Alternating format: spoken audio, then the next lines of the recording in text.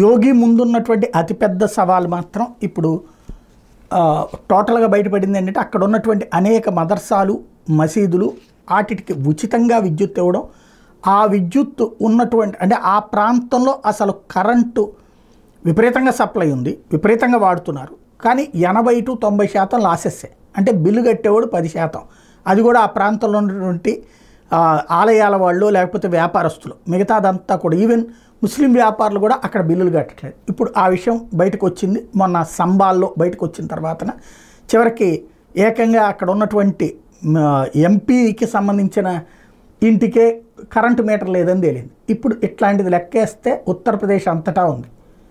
ఇదివరకు పాత బస్తీ అంటుండేవాళ్ళు, హైదరాబాద్ పాత బస్తీలో దమ్ముంటే కరెంటు మీటర్ పెట్టండి, దమ్ముంటే ఇంటికి వెళ్ళి చెక్ చేయండి అని చెప్పి. ఇక్కడ కరెంటు మీటర్లు ఉన్న ఇళ్లలోనేమో మీటర్ తిరగదు, లేని చోట్ల అసలు మీటరే ఉండదు, కరెంటు వాడేసుకుంటాడు. ఇప్పుడు నిజంగా దీన్ని పరిష్కరించగలడా యోగి ఆదిత్యనాథ్ ముందున్న అతిపెద్ద సవాల్ ఇది.